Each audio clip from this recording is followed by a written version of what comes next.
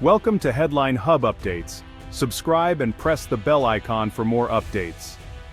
Breaking news. An event is unfolding in the South China Sea that has stunned military analysts and world leaders alike.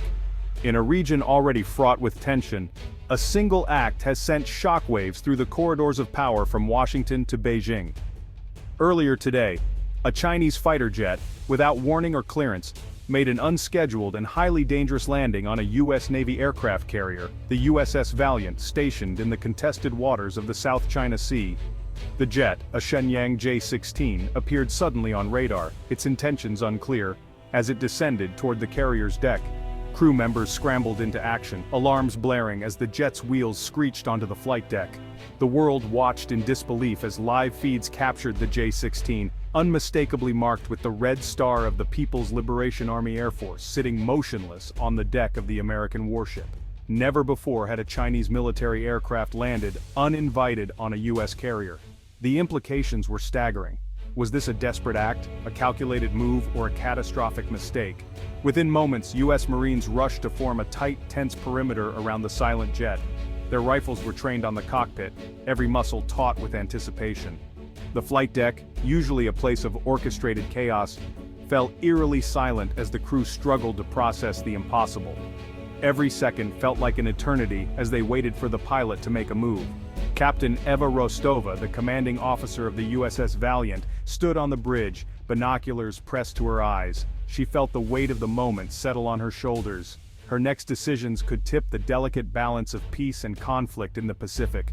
Every protocol she knew was suddenly inadequate for this unprecedented situation. No rulebook covered this scenario. Was the pilot defecting, lost, or acting under orders from Beijing? Was this a plea for asylum, a navigational error, or a deliberate provocation designed to test American resolve? The officers debated furiously, searching for answers in the pages of military manuals that offered none. The J-16's weapons were clearly visible beneath its wings, a stark reminder of the potential for violence. Its engines were dead, the cockpit sealed, and the pilot inside remained motionless, offering no explanation, no signal, not even a gesture. The tension on the deck was palpable, every eye fixed on the silent intruder. Around the globe, newsrooms scrambled to cover the story. Clocks ticked as the world held its breath, waiting for answers. Was this the spark that would ignite a new conflict, or the beginning of an unexpected dialogue? The world was watching, and the clock was ticking. Life aboard the USS Valiant was routine, until the alarm sounded. The ship, a marvel of modern engineering, was home to thousands of sailors, each with their own role in the intricate dance of naval operations. From the flight deck bustling with activity to the mess hall where laughter and camaraderie filled the air, the Valiant was a city afloat, a microcosm of life at sea. Set condition 1, all hands, all stations, this is not a drill. The announcement echoed through the corridors, cutting through the hum of engines and the chatter of sailors. It was a call to arms, a signal that the ordinary had been shattered by the extraordinary. Instantly, the ship transformed from a floating city to a fortress. The transition was seamless, a testament to the rigorous training and discipline of the crew. Every sailor knew their place, their duty, and they moved with precision and purpose. Sailors rushed to battle stations, watertight doors slammed shut, and the hum of daily life was replaced by urgent, focused energy. The corridors, once filled with the sounds of daily routines, now echoed with the determined footsteps of a crew ready for action. On the bridge, officers snapped to attention, defensive systems powered up, and radar arrays swept the horizon. The ship's technology, a blend of cutting-edge innovation and time-tested reliability, came alive, scanning the skies and seas for any sign of threat. The air boss cleared the deck, and the phalanx cannons swiveled skyward. These formidable weapons, capable of unleashing a storm of fire, stood ready to defend the ship and its crew from any aerial assault. The Valiant, a 100,000-ton behemoth, braced for the unknown. It was a symbol of power and resilience, cutting through the waves with a purpose that was both awe-inspiring and intimidating. Every crew member knew this was no exercise. The gravity of the situation was etched on their faces, a mix of determination and resolve. They were ready to face whatever challenges lay ahead, united by a common mission. The ship's pulse was now a pounding heartbeat of crisis. The red lights pulsed like a living entity, mirroring the urgency and intensity of the moment. In the control room, decisions were made with speed and precision, each one critical to the ship's survival. The world's eyes were on them. News outlets broadcasted live updates, and satellite images captured the Valiant's every move. It was a moment of global significance, a testament to the ship's role as a guardian of peace and security on the high seas. In the Combat Information Center, a single blip appeared, fast, silent, and unresponsive. Petty Officer Miller reported, "Unidentified inbound bearing 090, range 150 miles, no IFF." Captain Rostova ordered two F/A-18S to intercept. "Do not engage unless fired upon." The Super Hornets closed in, confirming, "It's a Chinese J-16, armed." The CIC tensed as the red icon approached, the jet making no evasive moves. "He's not responding. Landing gears down," came the report. The bridge fell silent. The J-16 was coming in to land. The unthinkable was happening. Every second stretched as the crisis became real. The fate of the ship, and perhaps more, hung in the balance. The command team debated defection, error, or provocation. A defector could be a goldmine, but a ruse could be catastrophic. Was the pilot lost, desperate, or a weapon himself? The J-16 wasn't built for carrier landings. One mistake could mean disaster. Or was this Beijing's test, a probe to gauge American resolve? Commander Jensen reported, "No PLA chatter about a rogue pilot. This feels surgical, too quiet." The lack of communication was troubling. "Assume hostile intent until proven otherwise," Jensen advised. Every option was a gamble. Captain Rostova had to choose, fast. Captain Rostova made her call. "We will not fire, but we will be ready." The air boss cleared the deck, Marines took cover, and containment teams prepared. Firing could start a war. Allowing the jet to land risked everything. On deck, chaos became order as jets were moved and arresting gear readied. Marines formed a wall of force, rifles trained, ready for anything. In the CIC, screens tracked the final approach. F/A-18S circled overhead. Damage control and medical teams stood by. The ship was a coiled spring. No panic, just focus. This was the moment they'd trained for. The crew's discipline was their true armor. The Valiant was ready for whatever came next.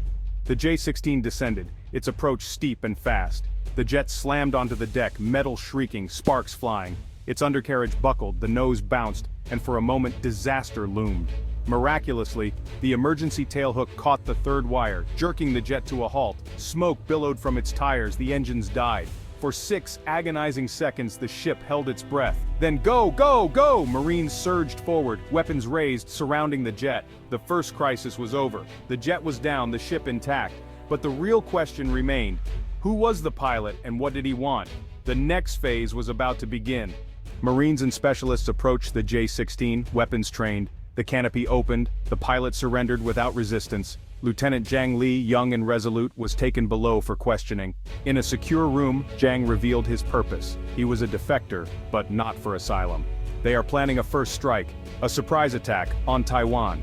He described Operation Dragon's Maw, a massive invasion set for 72 hours from now. Zhang's conscience wouldn't let him participate. He handed over a data drive, proof of the plan. Commander Jensen's team confirmed operational plans, satellite imagery, codes. It was a blueprint for war. The intelligence was staggering. The fate of millions now rested on the Valiant. The data was real, a bombshell that could change history. In a dimly lit room, the world's most powerful leaders pored over the evidence, their faces etched with the weight of what they'd just learned. The intelligence was clear, precise, and devastating in its implications. It was the kind of information that could tip the balance of power, the kind that nations go to war over. Every word, every image, every intercepted message pointed to a single, chilling conclusion. The world was teetering on the edge of a crisis unlike any before. The United States now faced a choice. They could warn Taiwan, mobilize their forces, and attempt to deter aggression before it began. Warships steamed toward the region, fighter jets roared to life on carrier decks, and military planners traced lines across digital maps, calculating every possible move. The hope was that a show of strength might prevent disaster, that swift action could keep the peace. But every maneuver was a gamble, and the stakes had never been higher. Yet using the intelligence came at a terrible price. If the US acted on the information, it would reveal Zhang's defection, a betrayal that could not be hidden. The Chinese would know their secrets had been exposed, and the fragile balance between the two superpowers could shatter in an instant.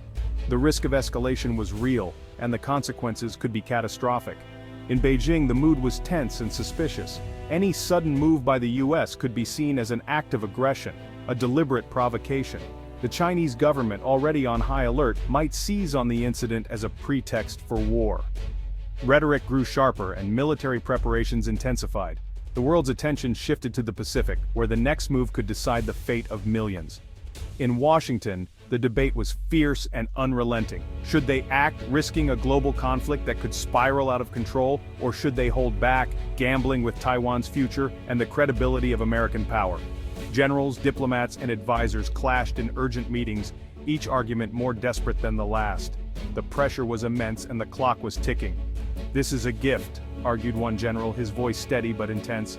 "We have a chance to change the course of history, to stop a war before it starts. We can't let fear paralyze us." But others urged caution.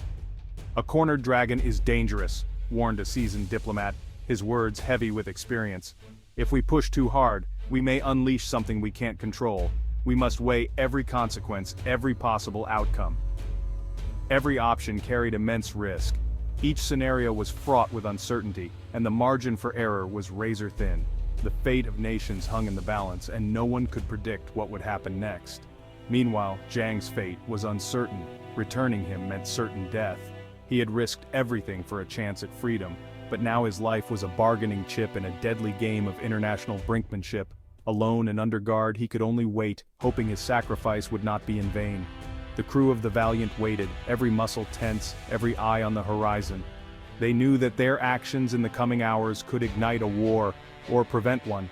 The world watched, breathless, as history hung in the balance. The decision would shape the future of the Pacific, and perhaps the world. Time was running out, and every second brought the world closer to a point of no return. As night fell, the USS Valiant became the epicenter of a global crisis. The J-16 sat under guard, Zhang Li waited below, his fate uncertain. Beijing demanded his return, warning of consequences. Taiwan scrambled defenses. Washington weighed impossible choices. The crew stood ready, aware they were on history's front line. News anchors speculated, diplomats negotiated, and the world held its breath. The question was no longer about one pilot or one ship, it was about trust, ambition, and the fragile balance of power. On the calm sea, a decision was being forged. The next hours would decide peace or war.